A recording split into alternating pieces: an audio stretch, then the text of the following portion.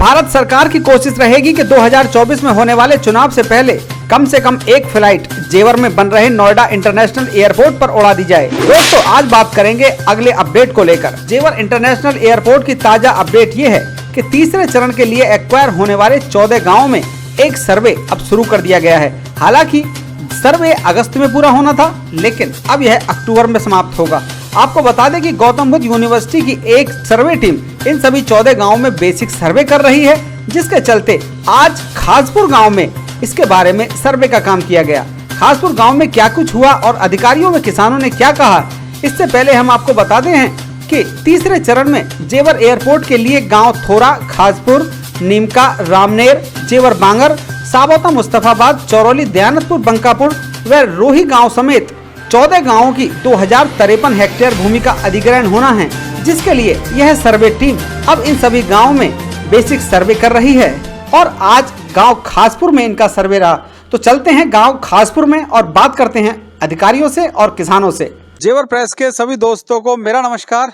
दोस्तों, जेवर में बनने वाले नोएडा ग्रीनफील्ड इंटरनेशनल एयरपोर्ट के लिए तीसरे चरण की कवायद शुरू होती दिखाई दे रही है। आज मैं गांव खाजपुर में हूं और खाजपुर वो गांव है जो कि तीसरे चरण में विस्थापित होने वाले गांवों की श्रृंखला में है। पहुंचा हूं गांव के शिव मंदिर पर, मैं जो कि बेसिक सर्वे के लिए यहां पर आई है। मंदिर पे ही कुछ भाई बंधु खड़े हुए हैं अपने, उनसे बात करेंगे। राम राम जी। राम। क्या चल रहा है गाँव में, थोड़ा जानकारी दीजिए। गांव में क्या फार्म भरवा रहे हैं, यहाँ पे पता ना किस बाबत भरवा रहे हैं। बेसिक सर्वे के बारे में। हाँ, बेसिक सर्वे वही किसके पास कितनी ज़मीन है, कितने सदस्य हैं और क्या पैसा करते हो, खेती के अलावा और क्या पैसा करते हो, ये सब कुछ बात है। अच्छा, पहली बार आए हैं एयरपोर्ट से संबंधित लोग? पहली बार। बेसिक सर्वे, पारिवारिक स्थिति, परिवार में कितने सदस्य हैं, क्या व्यवसाय है, कैसी आमदनी है, क्या आमदनी है, एक ब्यौरा लेना चाहते हैं पर्सनली, जो किस परिवार का क्या स्टेटस है। देखो, इसका ये तो बेसिक सर्वे स्टार्ट हो गया है। अब धीरे धीरे ये अपनी प्रक्रिया आगे बढ़ाएंगे, जैसे भी होगा। अभी तो इनको ही करना है, फिर आगे अब जो भी सरकार की मीटिंगें होंगी, जो भी धाराएं लगेंगी, वो फिर आगे की प्रक्रिया है कैसे होगा। तो अभी प्रधानमंत्री जी का कहना था कि चुनाव से पहले एयरपोर्ट का शुरू हो जाएगा। लग रहा है आपको जिस गति से काम चल रहा है एयरपोर्ट शुरू हो जाएगा काम? हाँ, जिस गति से काम चल रहा है एयरपोर्ट का, उस गति से ये जो संभावित समय है, जो समय निर्धारित किया गया है, उसमें ये इसके पूर्ण होने की संभावना पूरी है। तो उम्मीद लगा रहे हैं लोग कि चुनाव से पहले शायद एयरपोर्ट का काम शुरू हो जाए। अधिकारी गण बैठे हुए हैं, उनसे बात कर लें थोड़ा सा। आ रही थी उसमें और उनसे बात करूंगा। सर, आपसे जानना चाहेंगे कि आज की जो ये मीटिंग चल रही है, जो कवायद चल रही है, क्या मकसद है इसका और क्या कुछ आज यहाँ पे हुआ है? देखिए, जो नोएडा इंटरनेशनल एयरपोर्ट है, उसका स्टेज 2 का जो भूमि अधिग्रहण के संबंध में कार्रवाई हो रही है, उसकी SIA एक जो है फर्स्ट स्टेप कहेंगे।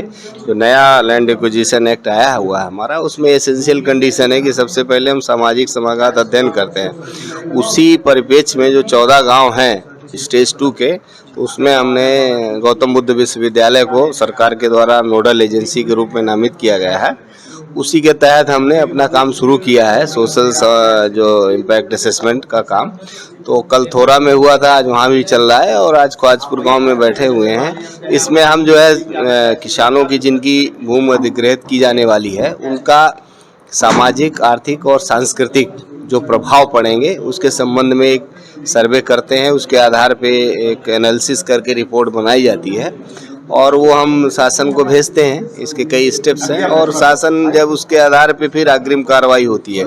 इस रिपोर्ट एक तरह से कहिए कि एक एनालिसिस किया जाता है, भाई क्या क्या प्रभाव पड़ेंगे, RNR में कैसे सरकार उनको हैंडल करेगी, इसी के बारे में हम अपनी कार्रवाई कर रहे हैं। एक बेसिक सवाल सुनने को मिलता है जब भी हम क्षेत्र से गुजरते हैं कि जी मुआवजा कब मिलेगा।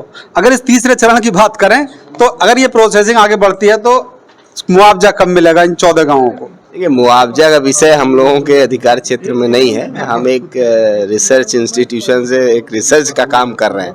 ये मुआवजे के संबंध में सरकार और किसानों के बीच की बात है और उस वहीं से पता चलेगा। तो इस बारे में मैं कोई ऐसा स्टेटमेंट नहीं दे सकता। इसके अलावा गांव के वरिष्ठ लोग यहाँ मौजूद हैं। समयवीर सिंह जी हैं।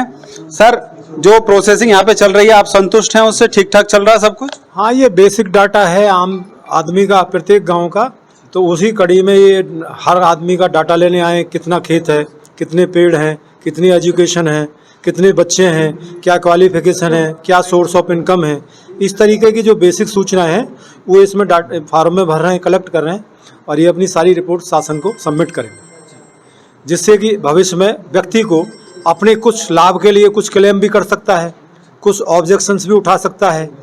ये इसलिए ये काम कर रहे हैं। और ये नोडल एजेंसी गौतम बुद्ध नगर यूनिवर्सिटी से आए हैं, सभी प्रोफेसर साहिबान हैं, विद्वान लोग हैं। कुछ इनसे हमने कुछ सवाल पूछे हैं तो इन्होंने उनका बड़ा संतोषजनक जवाब भी दिया है। डॉक्टर शर्मा जी हैं, विवेक मिश्रा जी हैं और डॉक्टर राकेश जी हैं, डॉक्टर अरविंद जी हैं। तो जनता इनसे संतुष्ट है। जो हम सवाल पूछ रहे हैं उनका जवाब बहुत अच्छी तरीके से हर आदमी को समझाने की कोशिश कर रहे हैं। क्या एसआईटी की टीम बोली जाती है? ये SIR social impact report, assessment. Social impact assessment. तो SIA की टीम खाजपुर में आ चुकी है। तीसरे चरण के जो एयरपोर्ट का तीसरा चरण है उसकी कवायद शुरू होती दिखाई दे रही है। देखते हैं आने वाले समय में और क्या कुछ प्रोसेस होती है। अपडेट के लिए देखते रहिए, लगातार जुड़े रहिए हमारे साथ और देखते रहिए जेवर प्रेस।